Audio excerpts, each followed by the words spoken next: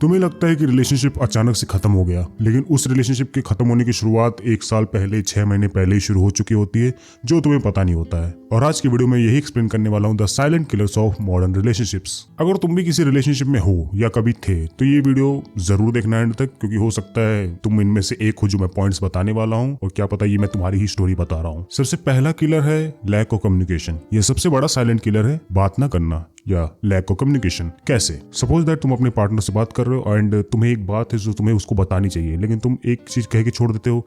छोड़, क्या फायदा बताने का, रहने दे, झगड़ा हो जाएगा, ये वाली बात ही यहीं से शुरू होती है। जो चीज है वो बोल दे भाई, सीधे सीधे बात खत्म कर। अगर उस बात को अपने मन में रखेगा तो वैसे भी तेरी बैंड बजनी है, तो समझ जा मेरी बात को, क्योंकि इससे प्रॉब्लम सॉल्व तो होगी नहीं और दब के रह जाएंगी। और बात अगर दबा दी जाए तो एक टाइम पे वो बात का बतंगड़ बनना ही है, कॉमन सी बात है। दूसरा पॉइंट है mobile and social media addiction. अब तुमको लगेगा ये कैसे, लेकिन हाँ, मैं तुमको अभी एक्सप्लेन करता हूँ। आजकल हम अपने रिलेशनशिप में कम और फोन में ज्यादा होते हैं। ये सबके साथ हो चुका है और ये सबके साथ हो रहा है। मैंने लिटरली कुछ कपल्स को देखा है, बात करते करते रील्स स्क्रॉल करते हैं। सीरियसली मैंने देखा है लोगों को। और सामने वाला बात करता है तो उसकी बात पे ध्यान ही नहीं होता है। और इससे बड़ा क्या ही हो सकता है कि हम अपने पार्टनर की बातों पे ध्यान तक नहीं दे रहे हैं, हमारे पास इतना टाइम तक नहीं, या फिर हमारा इतना अटेंशन स्पैन बेकार है। और अटेंशन स्पैन की बात मैंने इस वीडियो में कर चुका हूँ, तुमको ऊपर दिख रही होगी, इसको जरूर देखना कि कैसे मैं तुम्हारे रिलेशनशिप को बचा सकता हूँ। No bullshit. और इन द एंड इससे होता क्या है, लाइक्स मिल जाते हैं, अटेंशन मिल जाता है, पर धीरे धीरे कनेक्शन मर जाता है, जिसकी हमें सबसे ज्यादा जरूरत होती है। थर्ड पॉइंट है, आई थिंक ये ज्यादा लोग नोटिस नहीं करते, लेकिन अनरियलिस्टिक एक्सपेक्टेशंस।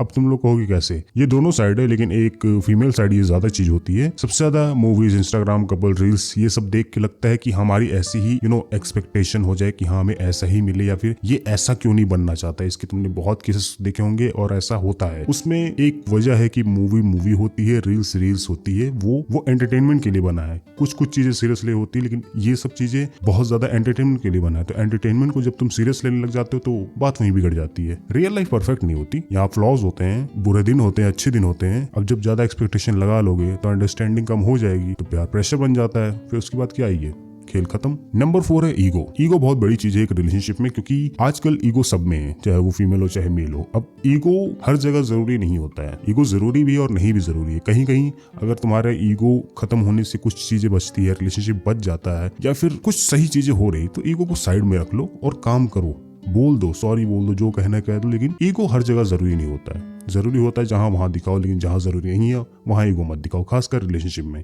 और मैं दोनों साइड को बोल रहा हूँ, ना कि एक साइड को। इसको ध्यान से समझना। और पांचवा सबसे लास्ट पॉइंट है, और आई थिंक सबसे जरूरी पॉइंट है, क्वालिटी टाइम ना होना। अब वो कैसे? जैसे कि यहाँ पे वही एडिक्शन वाली बात आ जाएगी, और मैंने अपनी सबसे पहली वीडियो में भी बताया था ये बात, उस वीडियो को जाके जरूर देना। यहाँ पे तुमको दिख रही होगी, I can fix your relationship, no bullshit. ये वाली वीडियो जरूर देखना, तुमको ये तुम्हारे लिए है। मैंने उस वीडियो में बात की थी कि मिलना जुलना कम है और फोन पे ज्यादा बात रह गई है, एडिक्शन के चलते या फिर जो मर्जी कह लो, फोन के चलते। तो ये सब इफेक्ट करता है, मानो या ना मानो।